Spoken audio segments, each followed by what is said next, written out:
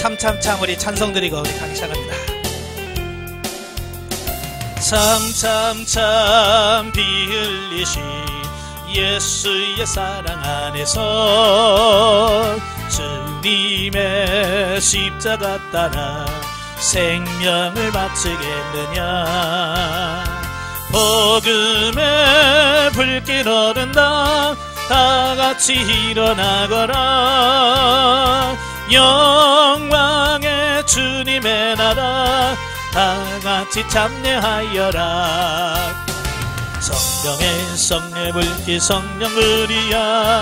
성령의 불길 성령 우리야.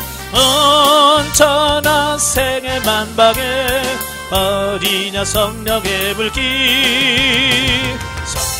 성령의 불길 성령 우리야. 성령의 불길 성령 우리야. 온 천하 세계 만방에 어디냐 성령의 불길. 아멘. 기도하겠습니다. 은혜로우신 아버지 감사합니다. 오늘도 귀한 시간 허락해 주시고 성령의 은사 사역을 같이 나눌 수 있도록 은혜 주셔서 감사합니다. 말씀을 나눌 때 우리의 지각을 열어주셔서 알게 하시고 생각나게 하시고 깨닫게 하옵소서. 시종을 맡겨오며 예수님의 이름으로 감사하며 기도합나이다. 아멘.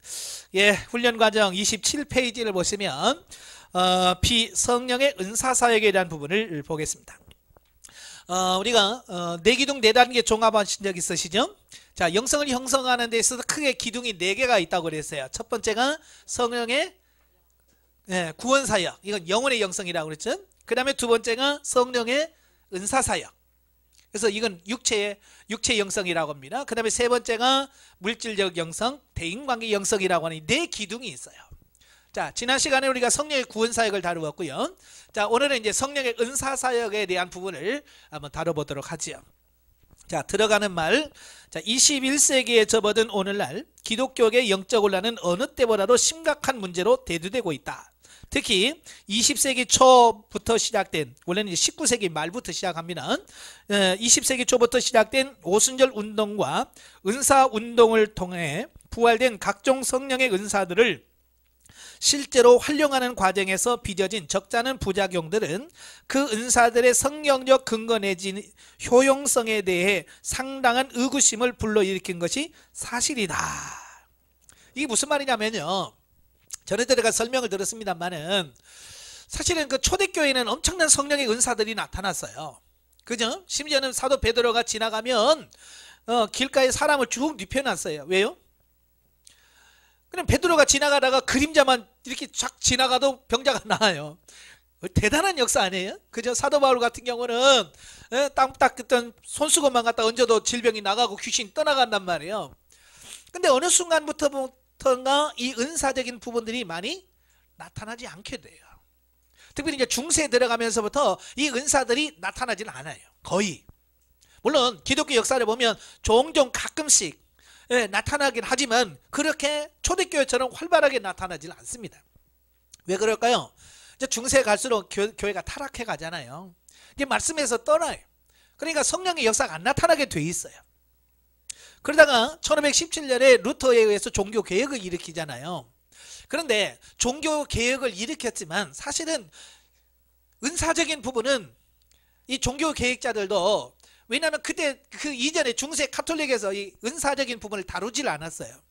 그런데 종교개혁을 하면서도 은사적인 부분은 역시 다루질 않아요. 그러다가 이제 19세기 말 돼서 미국에서부터 운동이 일어납니다. 그 운동이 뭐냐면 기도 운동이에요. 우리가 좀 기도해보자. 성경의 사도행전을 읽다가 이 역사가 있는데 왜 우리는 요즘에 안 일어나냐, 우리 한번 기도하자. 그래서 그 몇 사람이 모여서 기도하기 시작한 거예요. 그게 이제 오순절 운동의 시작이죠. 그런데 그 기도를 모여서 막 기도를 하다 보니까 자기가 알아듣지 못하는 말을 하게 돼요. 이제 방언이 터지는 거예요. 그 다음에 병자에게 손을 얹으니까 병자가 낫고, 자, 이런 은사들이 조금씩 나타나는 거예요. 그러니까 이분들이 기도하다가 얼마나 좋았을까요?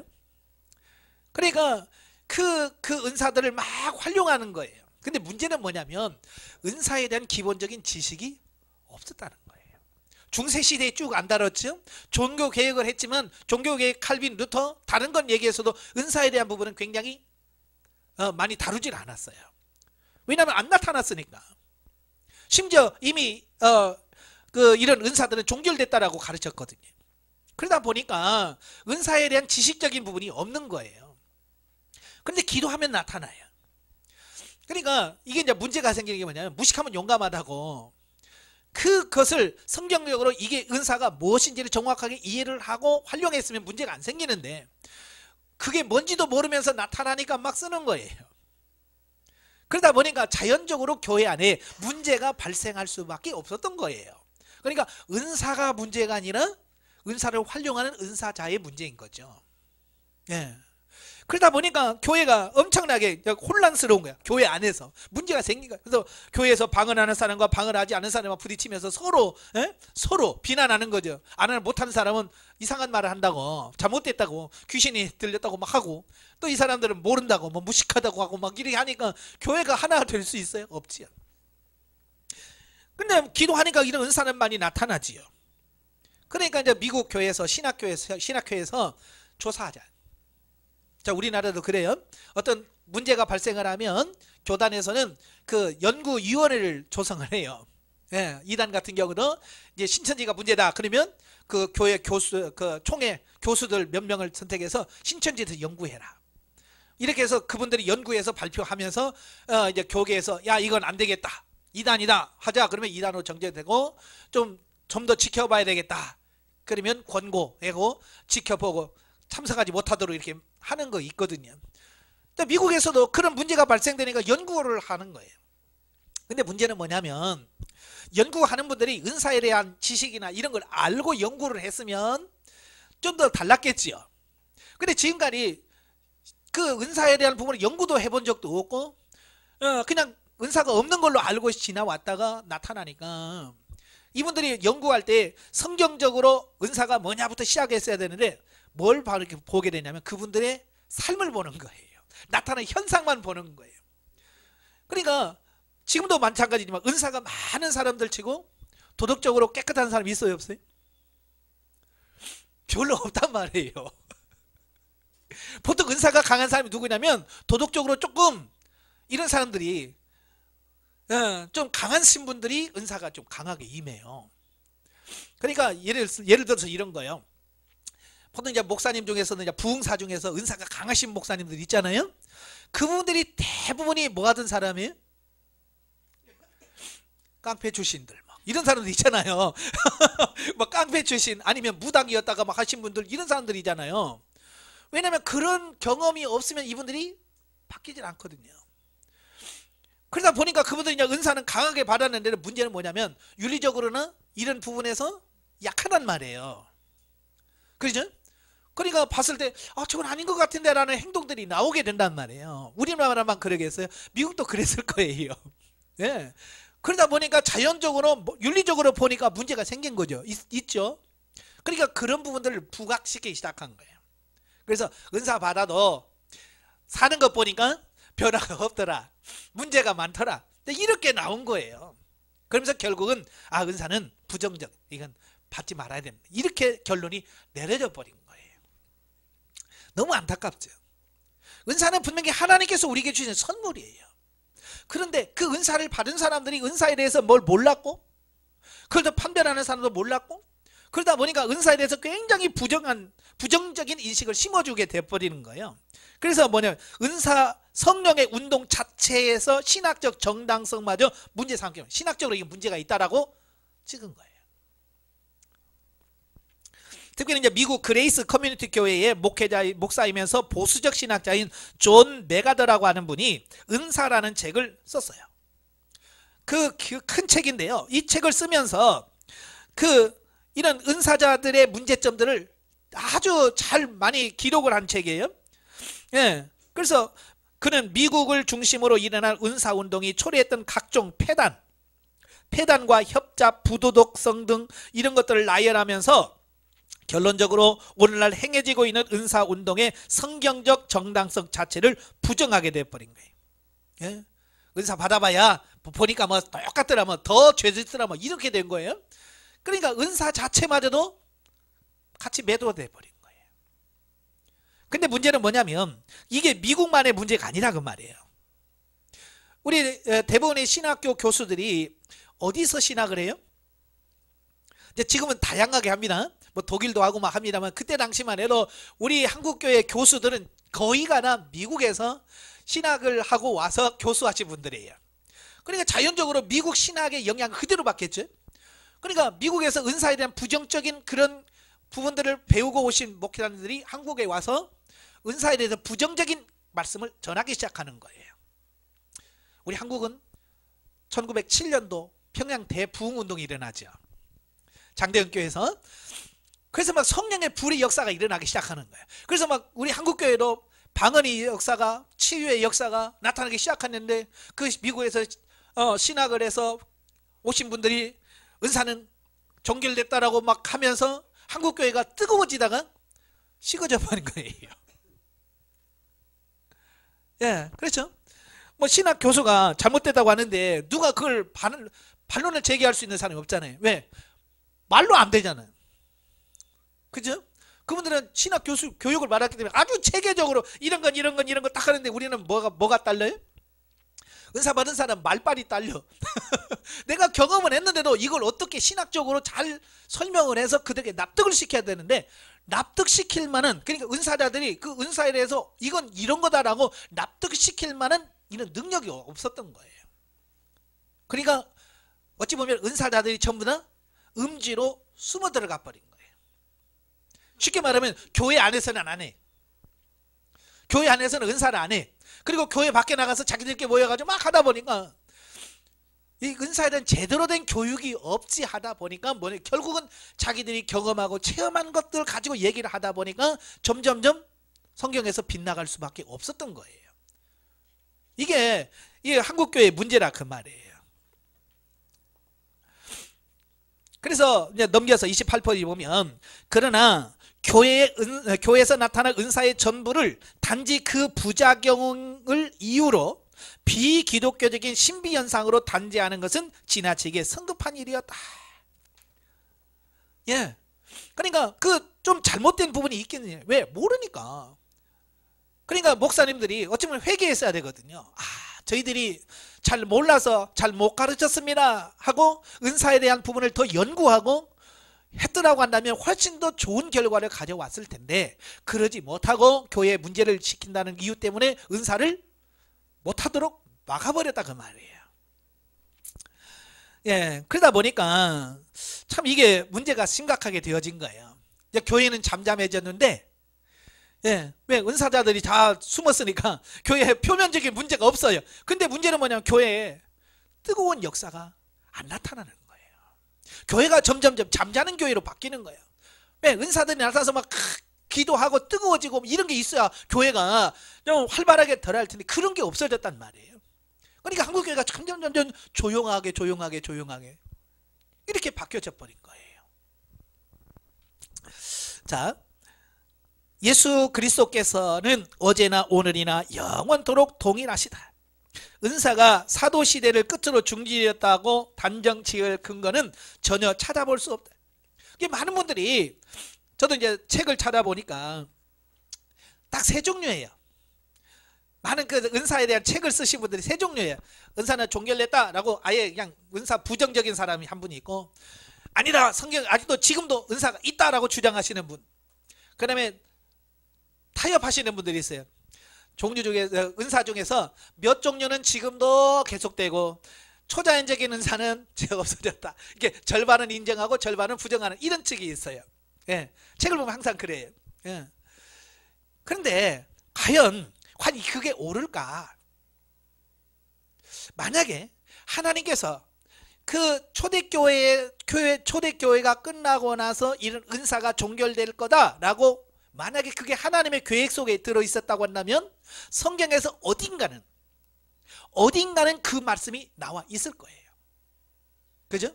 은사는 종결된다라고 말한 구절이 한 구절이라도 있어야 돼. 왜냐하면 하나님의 그 역사를 진행하는 방식이 그래요. 하나님은요 그냥 마음대로 오늘은 이거 해볼까? 이렇게 해서 인도하시는 분이 절대 안 해요.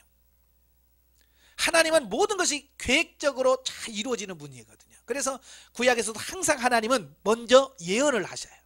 내가 이렇게 하겠다라고 예언을 하시고 그 예언을 성취하시는 분이 하나님이에요. 이게 하나님의 역사 진행 방식이 항상 뭐냐면 무슨 일을 하려면 항상 먼저 내가 이렇게 하겠다라고 예언을 해요.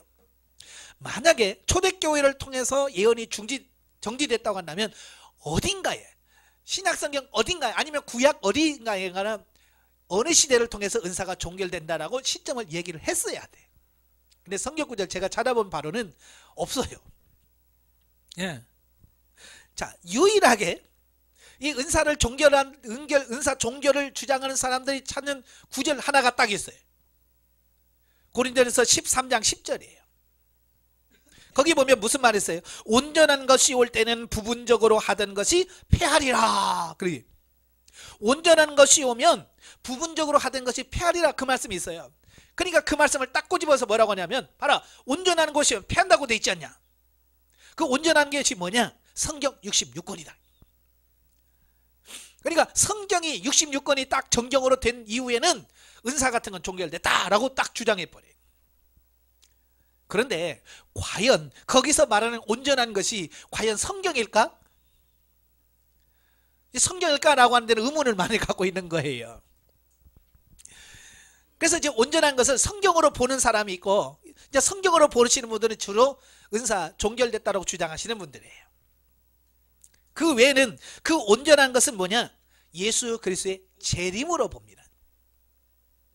예, 온전한 것이라는 뭐예요? 예수 그리스도의 재림을 통해서 이제 이 세상은 없어지고 천년왕국이 시작되는 그 시점, 영원한 하나님의 나라, 이걸로 보는 거예요. 그래서 사실 그렇잖아요. 천국에 가서 그때 방언할 필요 있어요, 없어요? 방언할 필요 없어요. 하나님과 그냥 얼굴을 대면해서 직접 보고 이야기하는데 무슨 통역이 뭐가 필요했어요?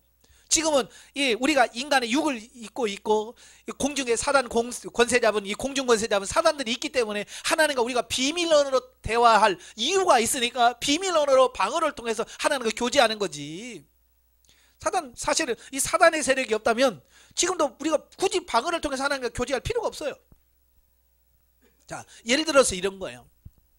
우리 남한 사람끼리 대화할 때 굳이 뭐 우리가 핸드폰으로 통화하면서 비밀번호 씁니까? 안 쓰죠. 근데 군인들은 쓴단 말이에요. 군인들은 항상 그 무전기를 가지고 군인들끼리 서로 통화할 때는 비밀 언어가 있어요. 그걸 가지고 써요. 왜 그러느냐? 우리가 하는 이걸 누가 들어요? 예, 저 휴전선 넘어 있는 북한군도 듣는단 말이에요. 전파 수신해가지고요, 다 들어요. 그럴 때 우리가 아는 일상적인 용어를 하면 다 알아. 저것들이 어떤 작전을 꾸미는구나, 어떤 계획을 꾸미는구나. 그래서 거기서 대체를 한단 말이에요. 그래서 그들이 못 알아듣도록 하기 위해서 뭐요? 우리들끼리만 아는 용어를 쓰는 거예요. 예. 그러면 그 사람은 듣긴 들어도 도대체 쟤네들이 뭐 하자는 건가? 무슨 꿈꾸기를 속이는 뭐 지금 하는 거, 이걸 모른단 말이에요. 마찬가지예요. 사단이 하나님과 우리가 기도할 때 사단도 들어, 옆에서. 그죠? 그래서 우리말로 하면 사단도 다 듣는다니까요. 그래서 하나님께서 사단이 모르는 너와 나와의 직통 교제를 하자.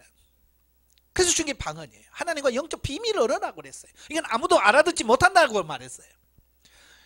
바로 그런 부분이에요. 근데 천국에 가면 그럴 필요성이 없는 거예요. 이 땅에서는 병든 게 있어요. 예? 그러나 천국에 가면 병든 게 있어요, 없어요? 없어요. 신의 은사 필요 있어요, 없어요? 없어요. 뭐 귀신이 있어야 능력 행하면 은사가 있지. 귀신도 없는 능력. 그러니까 천국에 가면 이런 은사는 필요 없어요. 주님이 오실 때까지는 그게 필요한 거예요. 그러니까 똑같은 성경 구절이지만 어떻게 그걸 해석하느냐에 따라서 이렇게 차이가 있을 수 있다는 걸 기억하시면 좋겠어요. 자, 지금도 성령의 은사는 사도시대 못지않게 충만하게 부어지고 있고, 예, 기도해 보신 분은 알아. 사역 현장에서 능력 있게 활용되고 있는 것이다. 그러므로 우리는 현재 교회에서 나타나는 은사들을 단순히 신비적인 종교 체험으로 성급하게 단죄하기에 앞서 성경에 기술된 은사에 관한 내용들을 신학적으로 고찰하여 참된 은사에 관한 공정한 이해를 정립해야 한다. 이게 중요한 거예요. 무조건 은사 그런 거 나빠, 안 좋은 거야 라고 말하지 말고 체계적으로 좀 연구 좀 하자는 거예요. 체계적으로 공부 좀 해서 정말 은사가 어떻게 하는 것이 은사며 어떻게 활용해야 되는지 문제점들을 정확하게 가르쳐줘서 성도들로 하여금 제대로 활용할 수 있도록 만들어주는 게 중요하다 그 말이에요. 여러분도 어떤 전자제품 같은 걸 사면 항상 그 안에 뭐가 따라와요? 매뉴얼이 따라오잖아요. 이 제품은 이렇게 쓰세요. 이렇게 쓰면 고장의 원인이 됩니다. 이렇게 하지 마세요 라는 매뉴얼이 와요.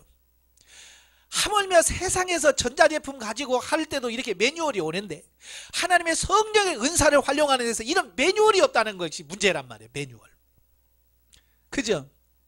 일반 성도들 여러분 뭐 방언 얘기할 때 뭘 근거를 가지고 방언은 이런 거고요 이렇게 써야 돼요 라고 말할 수 있는 뭐가 있어요 없어요? 없어요. 그냥 우리들이 그냥 대충 선배들이 했던 얘기들 있잖아요.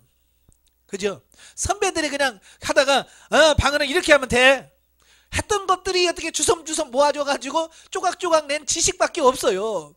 그러니까 결국 나도 그런 것밖에 가르쳐 줄 수 없지. 그러니까 제가 배웠던 게 뭐냐면 소나무 하나 뽑아 방언 받고 싶어요. 그러면 산에 올라가서 소나무 하나 뽑아. 내가 배운 게 그거야. 그러니까 저도 목회하면서 초창기에는 소나무 뽑아. 왜? 내가 배운 게 그거밖에 없는데 뭐. 그렇게밖에 얘기를 못한 거예요.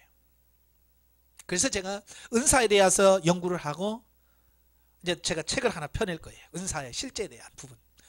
예, 그런 부분들은 연구를 하고 책을 보고 해서 은사가 정확하게 뭔지 이걸 어떻게 써야 되는지 또 문제점이 뭔지 이걸 어떻게 적용해야 되는지 이 부분을 정확하게 해서 그 은사들을 정확하게 용도에 맞게 쓸 수 있도록 만드는 이 부분이 필요하다 그 말이에요. 그리고 다행스럽게 시간이 점점 흘러가면서 우리 한국에도 은사에 대한 부정적인 인식에서 조금씩 은사에 대해서 약간씩 개방되어지는 것을 보게 돼요. 예, 이거 하나님의 역사예요. 예, 그래서 지금도 이제 은사에 대한 책들을 보면 예전에는 무조건 부정적인 어떤 그런 이미지에서 이제 조금씩 물론 이제 은사도 자기가 직접 경험해보고 체험해보고 그 수준에 가서 이걸 써야 이게 수준이 되는데 대부분이 또 은사의 책을 쓰시는 분들이 자기는 못해. 무슨 말인지 아시죠? 자기도 방언을 못해. 자기도 방언을 못하면서 연구만 하는 거예요. 다른 사람이 뭐라고 썼지 방언에 대해서? 그래서 다른 사람이 쓴 것만 이렇게 종합해가지고 방언이란 이런 거다 라고 정의를 내려요. 그러니까 이게 참 깊지를 못하는 거예요. 자기가 직접 체험해가면서 물론 자기가 직접 체험을 못한다고 한다면 체험하신 분들의 이야기를 쭉 듣고 그걸 성경적으로 조명을 쫙 받아서 문제점은 이런 거구나 이렇게 오는 거구나 이렇게 해서 그걸 해야 되는데 그렇지 못하다고 말이에요. 그래서 깊지 못하다고 하는 게 또 이게 문제가 돼요. 자, 나아가 은사운동이 초래할 수 있는 부작용을 방지하기 위해서 은사를 주신 하나님의 진정한 목적이 무엇인지 그리고 신자들이 경험해야 하는 은사의 영적인 성장 단계들이 어떠한지 적시함으로써 영적 실제의 중요한 일부인 은사의 정당한 자리를 찾아주어야 한다. 그래서 영혼의 훈련과 성장 성숙을 향한 도정에서 자기 육체를 다스리고 하나님의 뜻을 온전히 이루기 위해 선물로 주신 은사의 올바른 개념을 확립해야 한다. 우리 속담에 뭐 구더기 무서워서 장 못 담는다는 말이 있잖아요. 그죠? 그러니까 모르면서 은사를 쓰면 당연히 부작용이 나타날 수밖에 없어. 그래서 그런 부분들을 정확하게 이런 부작용이 있습니다. 우리가 약을 사 먹어도 그렇잖아요. 항상 부작용주의 이런 사람은 먹지 마세요. 그런 거 있잖아요. 그죠? 그러니까 그런 부분도 은사들도 이럴 때는 쓰지 마세요. 이렇게 사용하지 마세요. 이런 식으로 사용하면 안 됩니다 라고 정확하게 부작용에 대한 부분도 설명을 해줘야 이런 부작용이 있구나. 그래서 그걸 조심하면 되잖아요. 그럼 얼마나 좋아요. 근데 그런 게 없다 그 말이에요. 왜냐? 은사에 대해서 무지해요. 우리가 은사를 말하지만 은사에 대해서 너무 무지하기 때문에 그런 것까지도 세세하게 이야기할 수 없다 그 말이에요. 그래서 저도 영성훈련 하다 보니까 이게 필요하단 말이에요. 은사가 필요한데 어떤 전해줄 수 있는 부분도 없고, 그래서 저 나름대로 연구를 많이 했어요. 그래서 저도 논문을 썼고요. 예, 그래서 그 논문을 정리해서 이제 새롭게 은사에 대한 부분을 책으로 만들어서 내려고 그래요. 예, 조금이라도 도움이 될 수 있어서. 네. 자, 두 번째, 성경이 말하는 은사.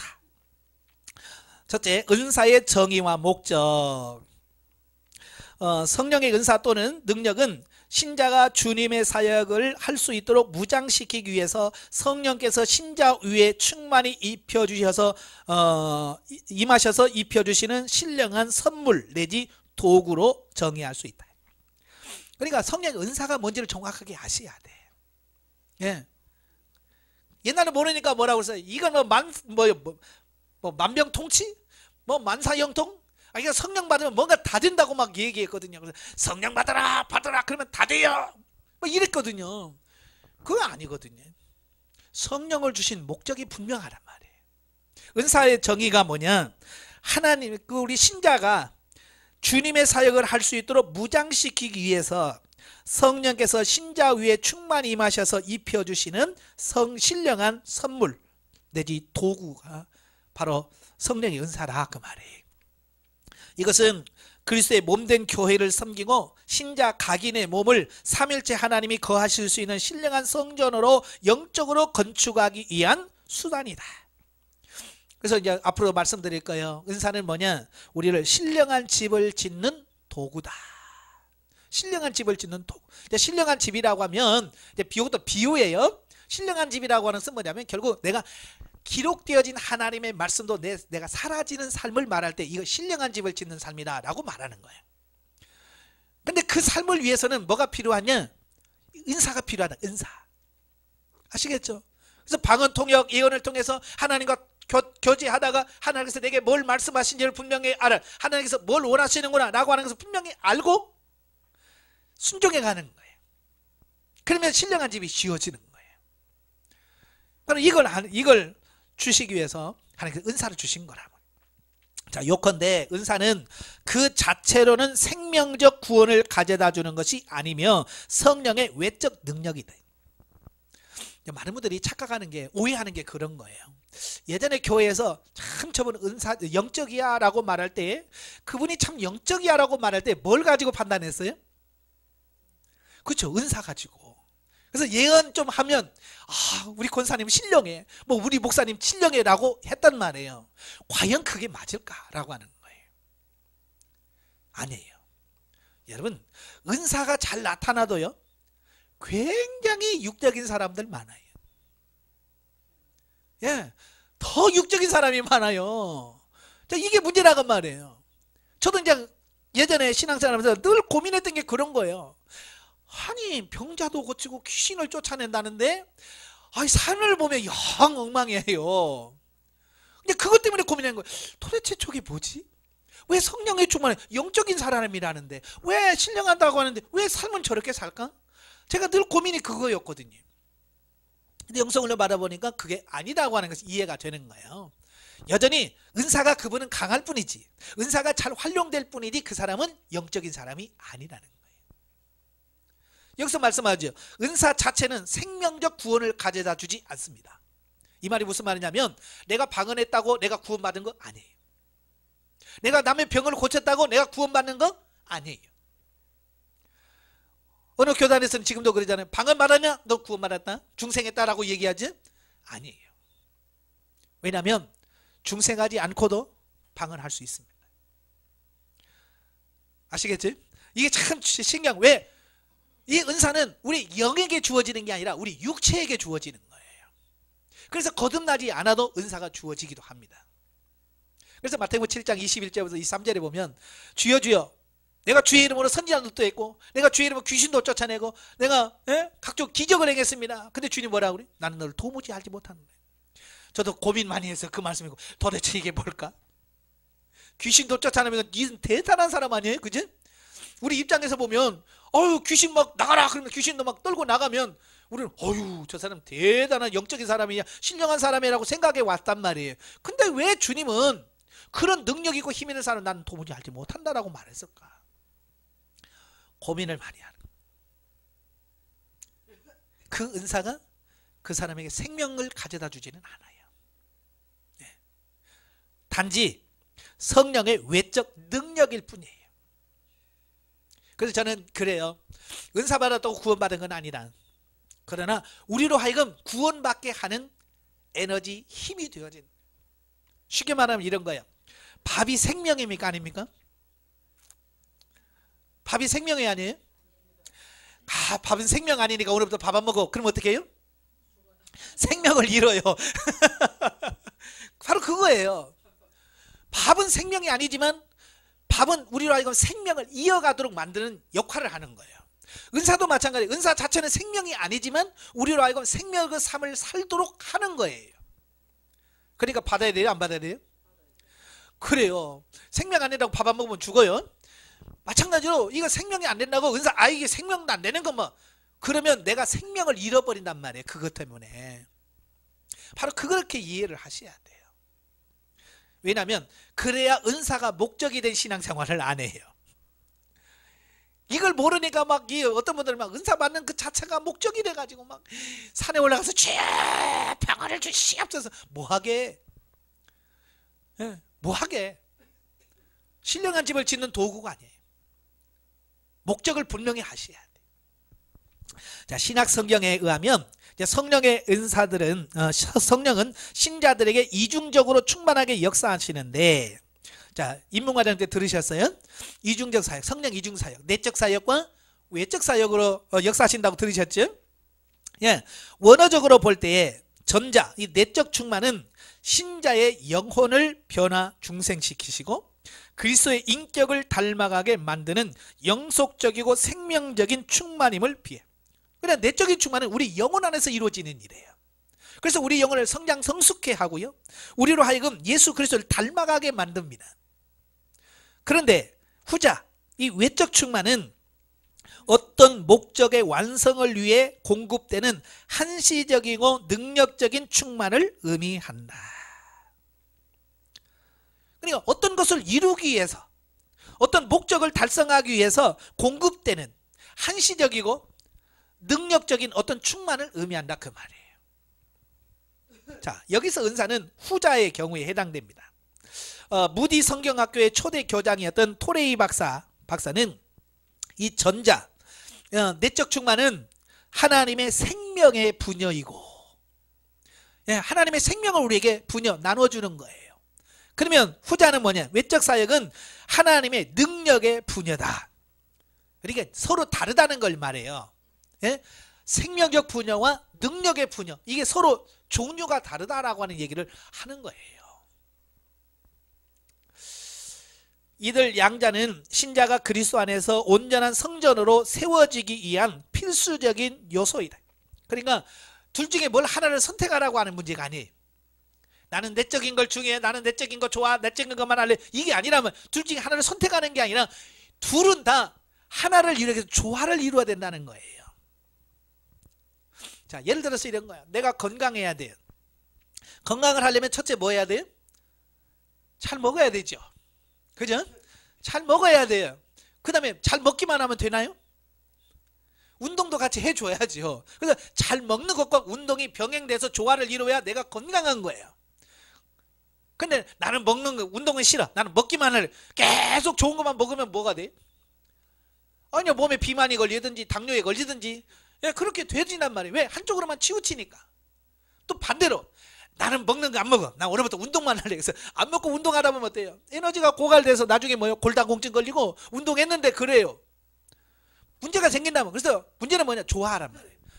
잘 먹고 잘 운동하고, 이게 이렇게 돼야 조화로운 거예요. 그러니까 성령, 우리가 영적으로 성장하는 것도 내적으로도 충만해야 되겠고 외적으로도 충만해져야 이게 조화로운 신앙생활이 될 수 있다 그 말이에요. 아시겠죠? 그러니까 우리가 어느 한쪽으로 치우치면 안 돼요. 그래서 여러분이 상담 받을 때 가양 쪽은 이 내적 충만에 굉장히 밀접해요. 그러니까 하나님과 교제하고 성경 공부하고 이거 좋아. 근데 반대 또 외적 충만을 추구하는 사람은 그냥 기도하고 막 산기도 가고 금식기도 하고 이런 걸 추구한단 말이에요. 그러니까 계속 그쪽으로만 가요. 한쪽으로 치우쳐 버리는 거예요. 그래서 그러지 말고 내가 가양이라 그러면 기도 쪽으로 시간을 많이 들여요. 그래서 그 부분을 조화를 이루어서 이렇게 같이 조화를 이루어야 돼요. 그리고 나는 성경 공부 나는 막 기도하고 막 이런 거 좋다. 그러면 그것도 해야 되지만 앉아서 성경 읽고 성경을 연구하고 공부하는 걸 통해서 내적으로도 충만히 채워야 이게 균형 잡힌 게 돼요. 근데 사람들은 자기가 하기 싫은 건 안 하잖아요. 그죠? 하라고 해도 죽어도 안 해요. 운동 안 하는 사람은 죽어도 운동하라도 안 해요. 마찬가지예요. 서로 자기가 막 잘났다고만 해. 그래서 뭐라고 그래? 예, 성경 많이 읽고 가양하신 분들은 예? 무식하고 힘만 세다고. 이 치유 양육 쪽을 막 이렇게 공격해요. 예? 알지도 못하면서 막 소리만 빡빡 지른다고 그런단 말이에요. 반대로 그 치유 양육 쪽은 가양 보면서 뭐라고 그래? 능력도 없는 것들이 뭐 안다고 그냥 입만 나발거리지. 이렇게 또 비난한단 말이에요. 이게 문제라는 말이에요. 목사님들도 내가 어느 쪽인지를 분명히 알지. 가양인지 치양인지를 정확하게 알면 그 다음부터 아 내가 치양이구나. 그러면 내가 가양 쪽이 부족하다. 그러면 가양 쪽으로 성경 공부하고 성경을 읽고 해서 지적인 부분을 채워갈 수 있는 이런 부분이 돼야 돼요. 예, 내 것만 할 것이 아니라 조화를 이루어야 돼요. 저도 사실 가양 쪽이거든요. 가양이에요. 그러다 보니까 저도 기도하는 쪽 뭐 이런 은사 쪽은 잘 몰라요. 그래서 제가 영성훈련 시작하면서 제일 먼저 힘썼던 게 뭐냐면 기도하는 게 그렇게 힘들더라고요. 성경 4시간 읽는 건 읽겠어. 근데 기도 이거 막 한 2시간 하면 막 미치겠는 거야 막. 그래서 성경 읽는 시간 줄이고 기도 시간을 늘린 거예요. 그래서 하루에 6시간씩 기도하는 거예요. 왜? 내가 그쪽이 약하니까.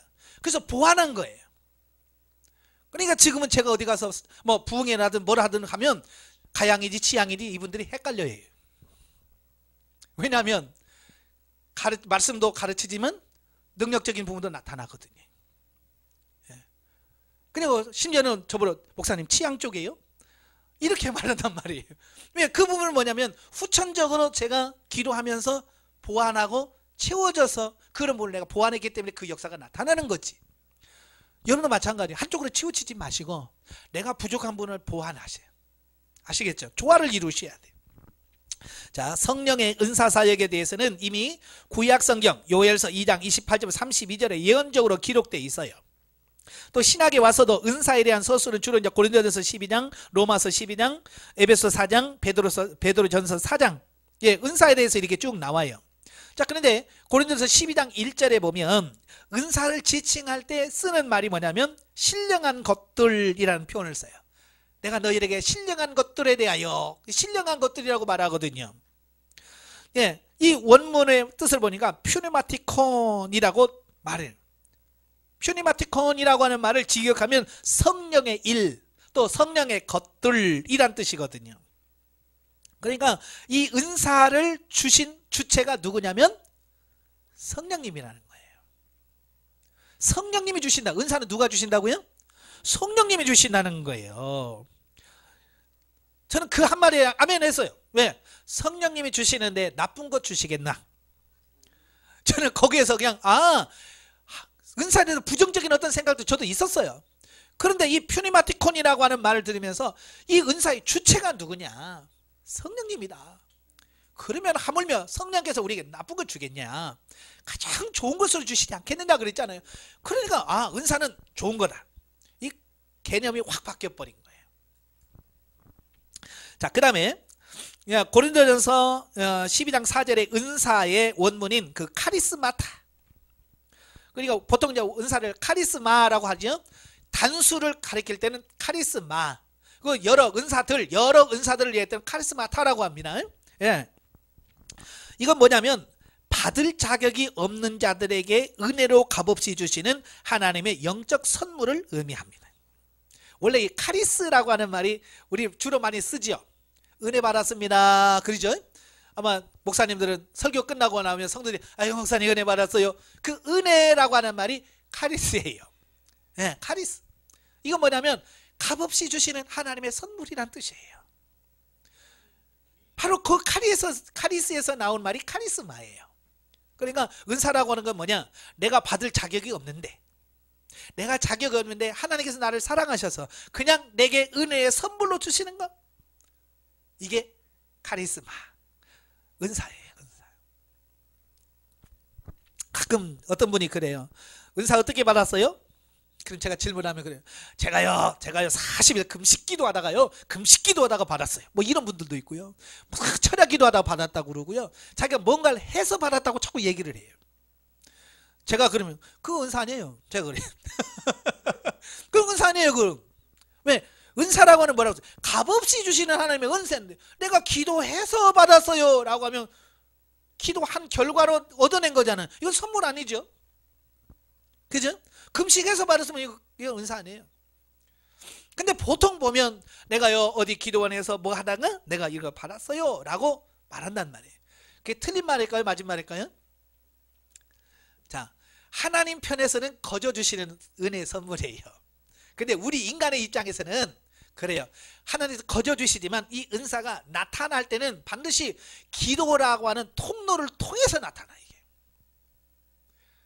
은사는 반드시 기도라고 하는 통로를 통해서만 나타나게 돼 있어요. 그러니까 우리 인간의 입장에서는 기도하다가 은사가 나타났거든요. 그러니까 내가 기도하다가 은사를 받았다라고 생각하는데 아니에요. 이미 은사를 주셨어요. 하나님께서. 그래, 너에게 이 선물 줄게. 그런데 내가 기도하다 보니까 이 은사가 확 나오는 거예요. 아시겠죠? 그러니까 뭘 해서 받은 건 은사가 아니에요. 그저 하나님께서 이미 내가 안에 주셨어요. 가끔 상담하다 보면 그래요. 하나님께서 방언의 은사 주셨고요. 그러면 저 못해요. 예언 은사 주셨는데 저 못해요. 이제 그러신 분들이 그러니까 은사지요. 제가 그래요. 예. 뭘 해서 준 게 아니라 이미 나는 받을 만한 자격도 없어. 근데 하나님께서 그냥 주시는 거예요. 근데 왜 나는 안 나타나나요? 기도 안 해서 그래. 그러니까 은사를 이미 주셨지만 내가 기도 안 하면 평생 땅에 묻어두는 달란트처럼, 한 달란트 받은 것처럼 그냥 묻어두는 거예요. 그러니까 기도 안 하면 죽을 때까지 방언 못 합니다. 방언 안 나타나요. 다른 은사 안 나타납니다. 그런데 기도만 하면 영성 훈련 받든 안 받든 기도하면 나타나게 돼 있어요. 예, 그래서 방언, 은사는 이 기도와 밀접한 관계가 있어요. 그래서 기도할 때 방언 받으려고, 은사 받으려고 기도하지 말아요. 아시겠죠? 물론 사도 바울도 방언하는 자는 통역하기를 위해서 구할지니 라고 하죠. 예, 하나님 이제 방언 주셔서 감사합니다. 방언 통역할 수 있게 해주세요 라고 기도하시면 돼요. 아시겠죠? 왜? 이미 주셨으니까 기도를 하셔야 돼요. 그래서 이제 선물이라고 하는 말은 카리스마도 있지만 이 도마타라고 하는 말도 나와요. 예, 도마타도 선물이란 뜻이에요. 근데 이 도마는 그냥 일반적 의미에서의 선물을 의미합니다. 예. 자, 그래서 밑에도 두 번째 줄 보면 이상의 단어들을 볼 때 은사는 인간의 선천적인 능력이나 자격과는 무관하게 오직 하나님의 무조건적인 은혜와 성령의 초자연적인 역사로 주어지는 영적 선물임을 알 수 있다. 그래서 뭐 내가 주세요 해서 주는 것도 아니에요. 그냥 하나님의 은혜로 사랑스러워 우리를 주시는 은사다라고 이렇게 볼 수 있어요. 그러면 중요한 게 뭐냐? 왜 주시느냐? 하나님 은사를 왜 주시지? 자, 하나님이 우리에게 은사를 주시는 이유는 인간의 육체가 처한 본질적 타락성 때문이다. 그래. 예. 사실 아담과 하와가 범죄만 안 했어도 우리 은사 받을 필요 없어요. 왜? 우리 몸 삶 전체가 하나님이 기뻐하는 삶을 살 수 있기 때문에. 그죠? 문제는 인간의 타락이 문제예요. 타락하고 나니까 하나님께서 뭐라고 그랬어요? 이 선악과를 알게 하는 열매를 먹는다는 반드시 뭐라고 그랬어요? 죽으리라 그랬잖아요. 죽었어요. 우리 인간이. 뭐가 죽어요? 영이 죽었단 말이에요. 하나님과 관계가 단절돼 버린 거예요. 우리 영이 주체가 되어서 하나님을 섬겨야 되는데 영이 죽었어. 그러니까 혼과 몸이 주체가 돼서 이제 삶을, 이거 육적 삶. 육체의 삶이거든요. 이건 본질상 진노의 자녀라고 에베소서 2장에서 말씀하고 있거든요. 이 육체는 타락하고 나서는 이제 그때부터 문제가 되는 거예요. 그래서 로마서 3장 10절 18절에 보면 의인은 없나니 하나도 없으며 깨닫는 자도 없고 하나님을 찾는 자도 없고 다 치우쳐 한 가지로 무익하게 되고 선을 행하는 자가 없나니 하나도 없도다. 우리 인간이 그렇게 돼버린 거예요. 그래서 하나님이 우리에게 도와주시 아니하시면 우리 인간 스스로 선을 행한다든지 하나님을 찾는다는 이게 불가능한 거예요. 그래서 하나님께서 우리 육체에다가 이런 은사와 능력을 부어주셔서 하나님 말씀대로 살 수 없는 우리를 하나님 말씀대로 살 수 있는 존재로 바꿔주시겠다는 거예요. 이게 주시는 은사라 그 말이에요. 아시겠죠? 그래서 이처럼 인간은 근본적으로 타락한 존재에서 영원히 멸망할 수밖에 없다. 이러한 인간이 하나님을 체험하고 그와 영속적인 깊은 교제를 나누기란 극히 어려운 일이다. 인간이 육체를 입고 행하는 것은 한결같이 본능적이고 정욕적이고 마귀적이고 죽고 썩을 것밖에 없다. 예, 우리 육으로는요 다 이것밖에 안 돼, 열매가. 그래서 갈라디아서 6장에 보면 5장에 보면 육신의 열매가 나오잖아요. 음탕, 방탕, 뭐 당짓는 거 해서 쭉 얘기하잖아요. 뭐 선한 게 하나도 안 나와, 육에서는. 그러니까 육체 그대로 놔두면 결국 그런 죄 짓다가 진노에 대해서 망할 수밖에 없는 거예요. 하나님 우리 인간을 창조하실 때 그렇게 살다가 그렇게 망하라고 우리를 창조한 건 아니잖아요. 하나님의 영광을 위해서 창조했는데, 그래서 하나님께서 우리들에게 불쌍히 여겨서 우리 육체에다가 은사와 능력을 부어주셔서 하나님의 말씀대로 살 수 없는 우리를 하나님의 말씀 살 수 있도록 만들어 주시겠다는 거예요. 야, 이런 하나님, 할 수 없는 우리가 할 수 있도록 만들어 주시겠다고 말씀하시는 거예요. 그런데도 우리도 싫어요 그러고 있으니 이거 뭐 어떡해요. 그래서 이 육체는 영적 성장의 최대의 장애물이다. 이에 대해 자비하신 하나님은 이 같은 육체의 삶이 사망의 굴레에 벗어나서 생명으로 변화되어 영원한 하늘의 유업을 받을 수 있게 하기 위해서 육체에다가 성령의 권능인 은사를 입혀주셨다. 그래서 이 은사를 덧입은 신자가 은사를 쫓아 성령의 인도하심에 순종할 때 그는 자기를 이기고 죄를 이기고 환경을 이기고 마귀를 이겨서 하나님이 기뻐하시는 사역을 감당할 수 있는 사람으로 성장하게 된다. 그러니까 내가 스스로 할 수 없는데 하나님 그렇게 능력을 덧입혀 주셔서 그렇게 할 수 있도록 만들어 주시겠다라는 거예요. 자, 또한 훈련원에서는 신자가 육체의 영성을 통해 온전한 생명적 삶을 누리도록 자라나고 구비하는 것을 신령한 집을 짓는다라는 말로 표현하는 거예요. 이 밑줄 그으십시오. 신령한 집을 짓는 게 뭐냐? 육체 영성, 그래서 이 성령의 운동을 통해서 온전한 생명적 삶을 누리도록 자라나고 구비되는 것. 이 말은 근본적으로 타락하여 죄의 종노를 하는, 그래서 하나님이 속에 거하실 수 없는 인간이 변하여 거룩하신 삼일체 하나님이 내주내지하실 수 있는 인간으로 영적으로 건축되고 세워진다는 의미를 가지고 있어요. 그래서 마태복음 8장 20절에 보면 그러죠. 여우도 굴이 있고 공중에 새도 거처가 있으되 인자는 머리 둘 곳이 없도다 그러잖아요. 자, 여기서 예수님께서 말씀하신 것은 뭐냐면 다 집 있는데 나는 집 없다, 육신의 거처를 말하는 게 아니에요. 바로 그 심령 속 마음속에 예수님을 모셔드릴 수 있는 공간이 없다는 얘기예요. 오늘도 우리도 마찬가지예요. 우리가 세상적인 거, 육신적인 거 이걸로 막 꽉 차가지고 예수님이 들어올 수 있는 공간이 없어요. 이 같은 개념은 사도 바울에게 와서 상세하게 개진됩니다.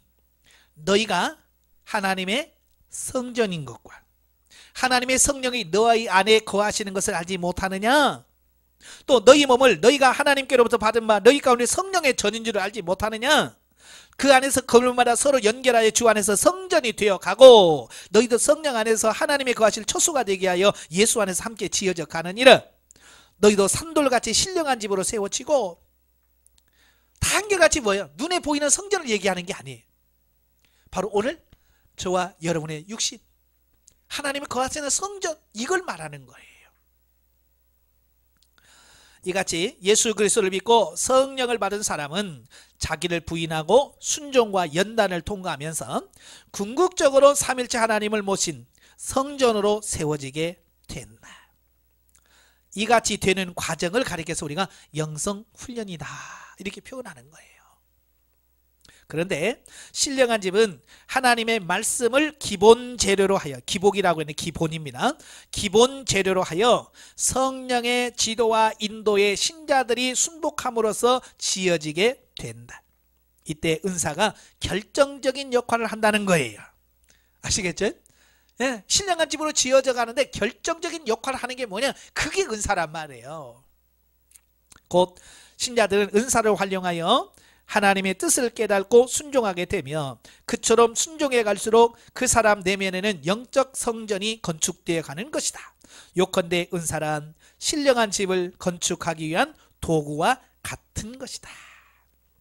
은사는 도구지 절대로 우리의 목적이 될 수는 없어요. 예. 가끔 보면 막 목적이 되신 분들이 너무 많아요. 예, 그러면 안 됩니다. 예. 자, 그러면 은사의 종류는 어떻게 되냐? 신학자마다 이 은사의 종류를 이야기하는 게 달라요. 그래서 여기 보면 피터 와그너는 성경에 나오는 은사를 다 해보니까 27가지다. 예. 이렇게 말을 하신 분도 있어요. 어떤 분은 19가지, 어떤 분은 30가지, 어떤 분은 33가지, 뭐 이렇게 이야기까지 하더라고요. 성경에 보면 은사에 대한 부분이 많이 나와요. 자, 로마서 12장 6절부터 8절, 고린도전서 12장 7절부터 10절, 에베소 4장 11절. 자, 이걸 보면 먼저 로마서에서 나오는 그 은사는 봉사적 개념의 은사를 말합니다. 봉사적 개념의 은사. 그래서 주신 은사대로 은사가 각기 다르니 혹 예언이면 믿음의 분서대로 혹 섬기는 일이면 섬기는 일로 가르치는 자면 가르치는 일로, 예, 이거 봉사하고 섬기는 달란트적 개념에서의 은사를 말합니다. 그리고 에베소 4장은 직분적 개념의 은사입니다. 그래서 혹은 사도로 혹은 선지자로, 예? 혹은 복음자로 목사와 교사로 세우셨으니 그러잖아요. 예, 직분도 하나님께 주시는 은사의 하나에 속해요. 그 다음에 고린도전서 12장은 뭐냐면 성령의 능력이라는 개념에서의 은사입니다. 그래서 이거 다 필요한 거예요. 로마서의 은사도 필요하고, 예? 에베소 4장에 말하는 직분적 개념의 은사도 필요하고, 고린도서 12장에 나오는 성령의 9가지 은사도 필요합니다. 자, 그런데 저희 훈련원에서는 주로 이제 어디다 초점을 맞추냐면 이 고린도전서 12장에 나오는 성령의 능력이란 차원에서의 은사를 주로 많이 강조합니다. 왜냐하면 이런 거예요. 로마서의 은사와 그 에베소에서의 그 은사는 주로 이 공동체, 교회를 세우기 위한 은사입니다. 교회를 세우기 위한 은사예요. 교회를 위해서 주어지는 은사예요. 그런데 이 성령의 9가지 은사는 물론 교회를 세우는 은사입니다.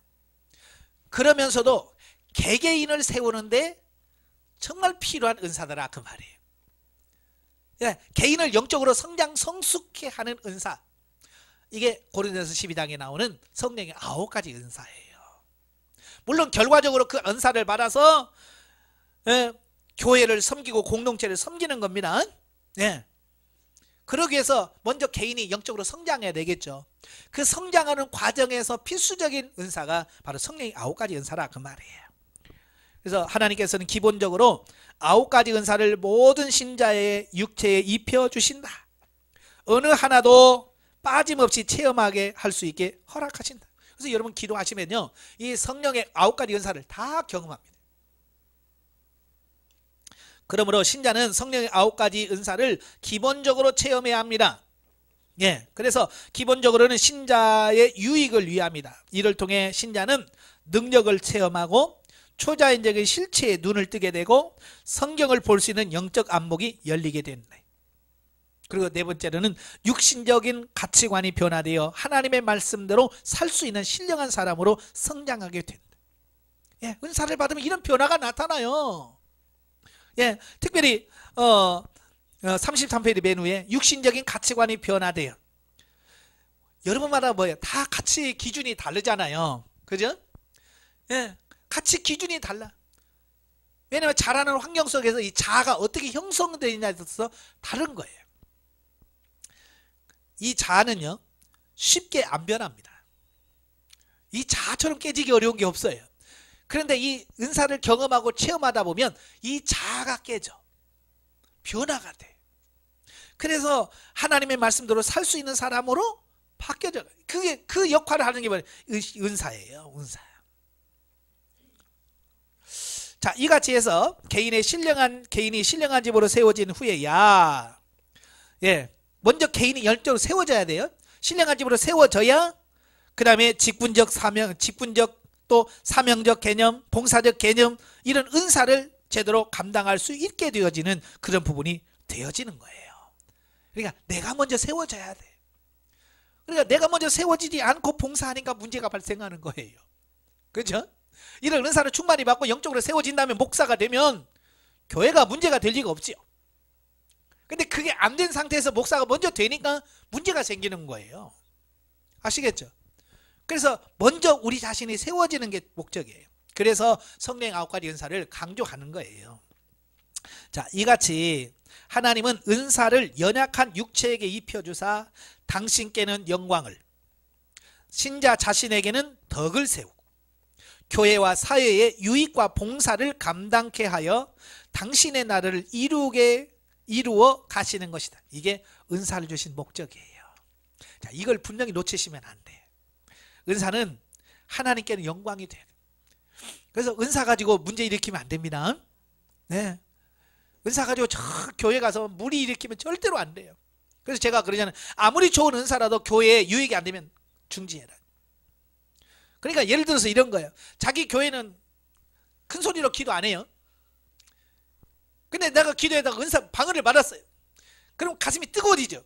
우리 교회는 죽은 교회야. 우리 교회를 살리겠어. 그래서 예를 들어서 철야 기도하는데 다른 사람 다 조용히 기도하는데 막 주서고 랄랄랄랄랄 해봐요. 어떻게 될까요?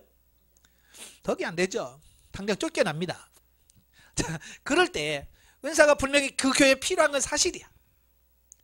그러나 그렇다고 해서 내가 그렇게 활용을 하게 되면 은사에 대해서 더 부정적이 되어진다 그 말이에요. 그럴 때는 어떻게 해야 되겠어요? 우리 교회에서는 조용히 기도하고 달리 내가 기도 처소를 마련해서 집에서 하든지 아니면 기도원에 가든지 내가 기도할 수 있는 어떤 장소를 택해서 거기서 마음껏 방언으로 기도하고 그렇게 해야지.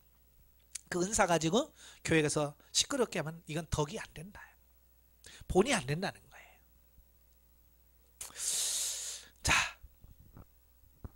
그래서 이제 33페이지 중간에 보면 이제 성령의 9가지에 대해서 쭉 설명을 해요.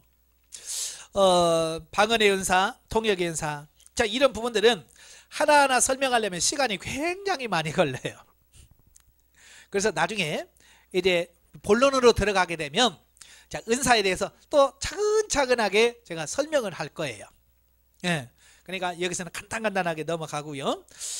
좀 더 이 은사에 대해서 알고 싶으신 분들이 계시면 제 유튜브에 들어가셔서 그 재생 목록을 누르시면 은사라고 하는 다른 이런 목록이 하나 있어요. 은사.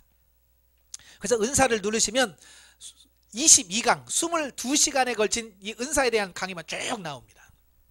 그 처음부터 다 들어봤어요. 처음 은사란 무엇이냐부터 시작해서 방언이라는 방언에만 5시간 6시간 계속 이렇게 해서 방언에 대해서 하고 그 다음에 통역에 대해서 몇 시간 하고 그래서 총 성령 9가지 은사를 22시간에 걸쳐서 해놓은 게 있어요. 그래서 그 부분을 참고하시면 이 은사에 대한 부분에 굉장히 도움이 될 거예요. 자, 방언은 성령 세례를 받을 때 가장 먼저 나타나는 은사. 성령 9가지 은사 중에서 어쩌면 제일 먼저 활용되려 나타나는 은사가 방언이에요. 그래서 이 방언은 뭐냐? 우리의 육체가 성령으로 말미암아 말하는 것이다. 그러니까 내가 하는 게 아니에요. 내 안에 계신 성령님이 내 육체의 발성기관을 통해서 하나님께 기도하는 거예요. 이게 방언이라고 하는 거예요. 자, 그 다음에 방언 통역은 뭐냐? 방언 통역은 방언의 내용을 마음으로 깨닫거나 또는 입술로 즉시 통역되게 하는 은사를 통역의 은사라고 그래요. 고린도서 14장에 보면 방언은 비밀 언어라 그랬어요. 그래서 아무도 알아듣지 못한. 그러니까 이제 많은 분들이 그래요. 목사님, 방언하는데요, 뭐 알지도 못하는 말을 계속 하려니까 힘들어요. 자, 그런 분들이 있어요. 기본적으로 방언은 못 알아듣는 말이에요. 비밀 언어예요. 그러나 방언 통역의 은사를 주시면 방언하는 사람 자신이 내가 지금 무슨 방언을 하고 있구나 성령께서 통역해 주십니다. 그렇다고 해서 내가 하는 방언을 100% 다 아느냐? 아니에요. 성령께서 내가 알아야 될 부분, 내가 깨달아야 될 부분만 통역해 줍니다. 그러니까 방언을 1시간을 기도해도 내가 한마디도 못 알아들을 수도 있고요. 어쨌든 그걸 통해서 많이 내게 하나님께서 말씀해 주시는 부분이 많을 수도 있고 그렇습니다. 그건 성령님의 주권적인 역사예요. 자, 그 다음에 세 번째가 예언의 은사입니다. 자, 예언의 은사는 방언 통역을 통해서 깨닫거나 지시받게 되는 은사다 그랬어요. 그래서 예언은 그때그때 하나님이 생활 속에서 우리를 진리로 이끄신다는 점에서 매우 효과적이다. 그래서 예언이라는 건 하나님의 뜻을 알아가는 은사예요. 그러니까 지금 하나님께서 뭘 하기를 원하시는지. 예, 그래서 이 예언의 은사를 받아야 그 순간순간 하나님께서 지금 나에게 뭘 원하시는지를 깨달아 순종해가는 그런 삶이 나오게 돼요. 우리는 자꾸 이제 예언하면 미래에 뭐가 될까요? 뭐 합격을 할까요? 이 상황 성공을 할까요? 자꾸 그런 것만 생각한다고 말이에요. 물론 예언에 그런 것도 있어요. 예언하다 보면 하나님께서 너 장래에 어떻게 할 거다라고 말씀해 주시는 부분도 있어요. 그러나 너무 그쪽에다 치우치지 마시고요. 순간순간 내가 지금 오늘 이 시간 살아가는 이 삶에서 하나님께서 내 삶을 어떻게 이끄시는지 여기다가 초점을 맞추시면 순간순간 하나님께서 이끌어 가시는 이 부분들을 보게 하셔요. 자, 그 다음에 신유의 은사, 육체의 질병을 치유하는 은사지요. 예. 그 다음에 능력의 은사, 이 능력의 은사는 이제 귀신으로 인한 질병이거나 보통 이제 귀신 들렸다고 하잖아요. 자, 그럴 때 그 귀신을 추출할 수 있는 은사를 능력 행함의 은사다라고 말합니다. 자, 그리고 이제 영분별의 은사죠. 영분별의 은사는 뭐냐면 어떤 사건이나 어떤 일 이게 생겼을 때 그 뒤에 역사는 영이 어떤 영인지를 분별할 수 있는 거예요. 그러니까 어떤 사람이 이야기를 하는데 그 뒤에 역사는 영을 분별하게 되어지는 거예요. 그 이단들을 와서 이야기를 해보면 뭔지 모르지만 아니다 이게 알려지죠. 조금 깨달아지잖아요. 이게 뭐냐, 이게 영분별의 은사예요. 그래서 명확하신 분들은 그게 딱 이게 사탄의 역사구나 라고 한마디만 딱 들으면 벌써 딱 나와요. 근데 영분별의 은사 없는 사람은 어때요? 그냥 주저장창 거기 있는 거야. 막 이단이든 먼저 올라가서 아멘 아멘 하고 막 듣는 거야. 그러다가 넘어가는 거예요. 그 영분별의 은사가 그래서 중요한 거예요. 오늘같이 이렇게 혼탁한 시대, 영적으로 너무 혼란스러운 시대에 정말 중요한 은사가 영분별의 은사예요. 저는 그래, 다른 은사 다 못 받아도 된다. 그러나 영분별의 은사는 받아야 된다. 왜? 영분별 못 받으면 나도 지옥 갈 수 있어요. 왜? 분별 못 해가지고 내가 따라가야 될 것이 무엇인지 내가 믿어야 할 거 몰라서 그냥 막 따라가다가 신천지에 빠지고 하나님의 교회에 빠지고 이상한 데 빠질 수밖에 없는 거예요. 영분별 은사가 그래서 중요한 거예요. 근데 대부분은 방언은 구해도요, 영분별 은사는 안 구하더라고요. 이게 중요한 건데 내가 사느냐 죽느냐를 결정할 수 있는 건데도 왜? 이 모르니까 그래요. 모르니까. 자, 그 다음에 믿음의 은사죠. 자, 여기서 말하는 믿음의 은사는 구원에 이르게 하는 믿음과는 다른 믿음이에요. 그러니까 믿음은 두 가지 믿음이에요. 우리 구원에 이르게 하는 믿음이 있고 여기서 말하는 은사적 차원의 믿음이 있어요. 은사적 차원의 믿음이라는 것은 내가 도무지 믿어지질 않아. 그런데 성령께서 이 믿음의 은사를 주시면 믿어지게 되는 거예요. 성경도 믿음의 은사를 받고 성경을 보면요 다 믿어져요. 어떤 사건이 와도 믿어지는 거예요. 그 다음에 지식의 말씀의 은사예요. 지식의 말씀의 은사는 기록된 말씀이 원래 의미를 알게 해주는 은사다. 그러니까 성경 읽을 때 우리는 뭐예요? 도대체 이게 무슨 말씀이래? 잘 모르잖아요. 이제 지식의 말씀의 은사를 받으면 아, 이게 그런 뜻이구나, 이게 이해가 되어지는 거예요. 그 다음에 지혜의 말씀은 뭐냐? 지식의 말씀을 통해서 깨달아졌잖아요. 아, 이게 무슨 말씀이구나 라고 깨달아졌다면 그것을 어떻게 활용해야지, 어떻게 적용해야지 라고 하는, 적용할 수 있는 은사가 지혜의 말씀의 은사예요. 그러니까 지식의 말씀의 은사만 아는 사람은 알기는 잘하는데 이게 적용이 잘 안 돼요. 네, 그래서 이 지식의 말씀의 은사와 지혜의 말씀의 은사 같이 늘 병행해야 돼. 같이 가야 돼. 자, 이렇게 해서 성령의 9가지 은사에 대해서 쭉 설명을 드렸고요.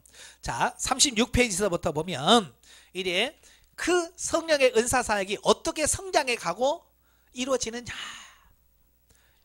자, 모든 기둥은 4단계로 구성이 되어 있어요. 4단계. 그래서 은사의 첫 번째 단계는 은사 체험 단계예요.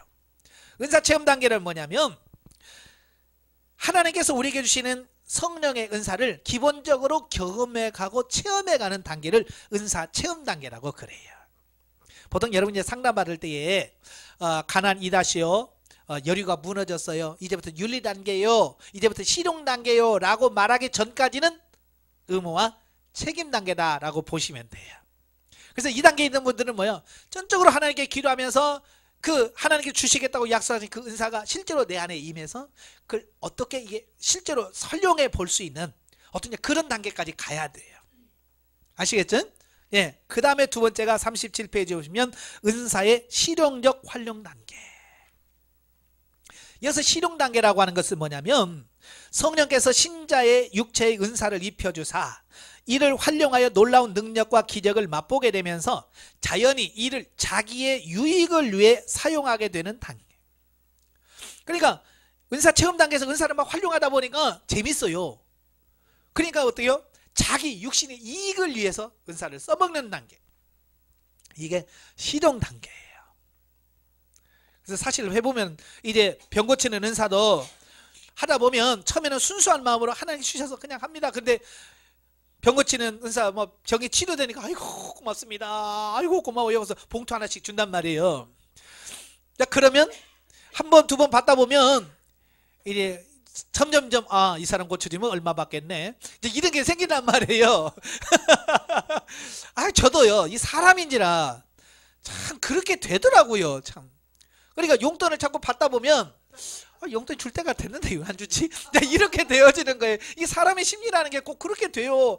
은사도 마찬가지예요. 내가 자꾸 하다 보면 이게 자꾸 이게 돈이 좀 그래서 좀 적게 주면 좀 섭섭해요.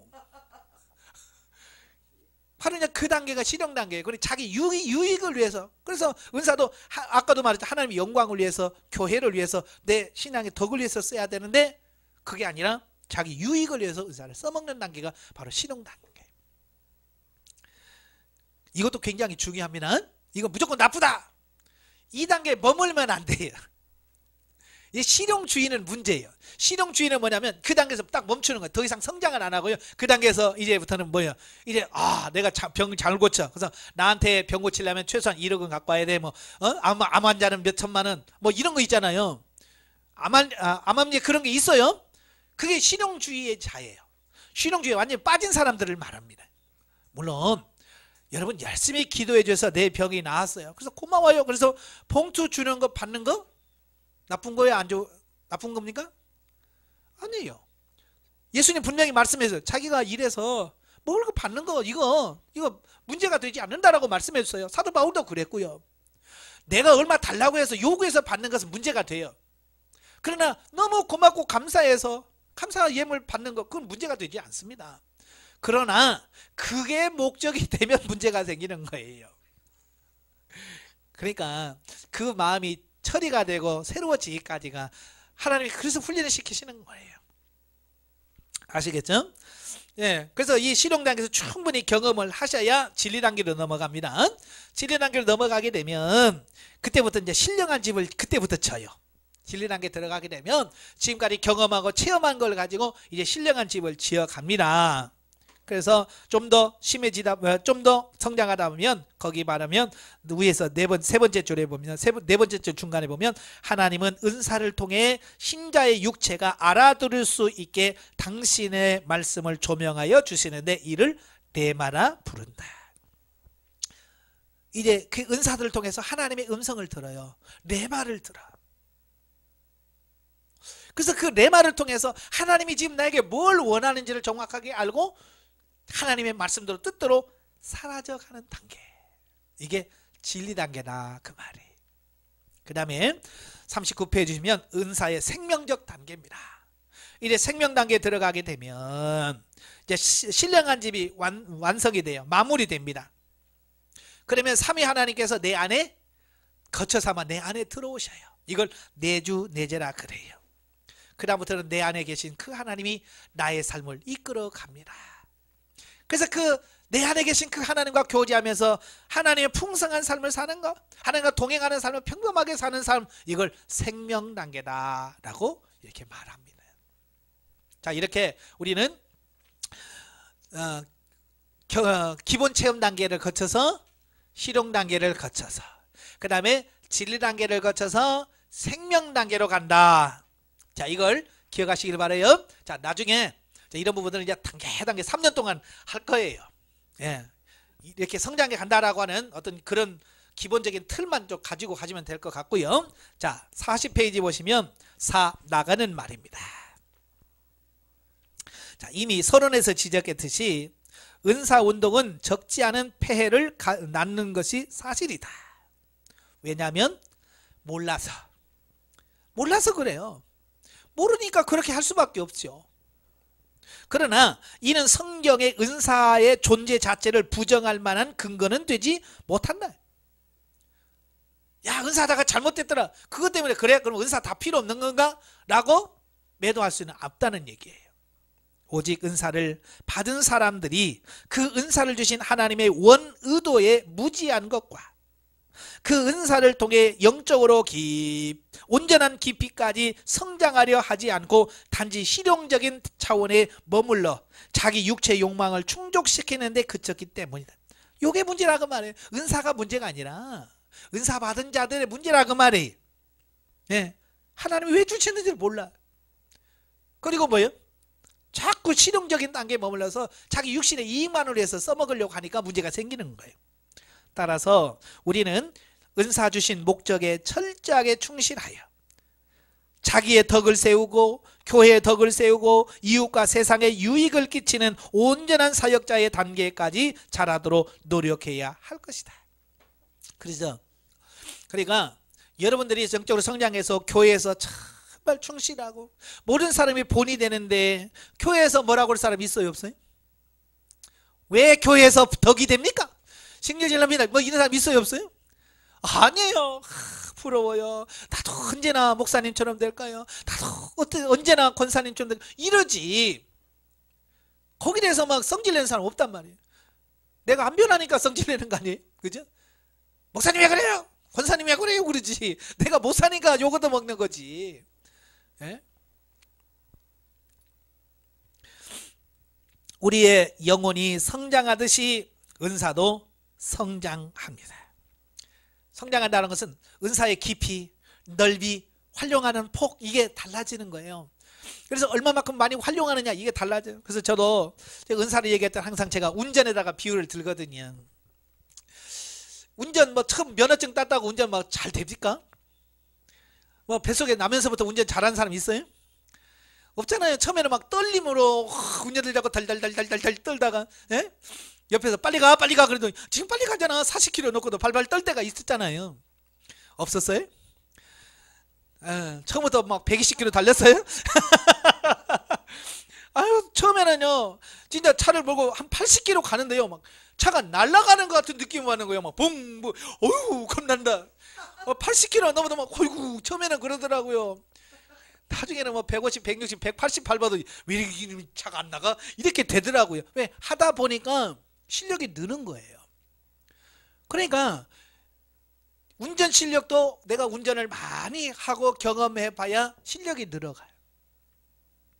은사도 마찬가지예요. 내가 은사를 많이 활용하면 그만큼 폭이 넓혀지고 다양해지고 깊어지고 그렇다 그 말이에요.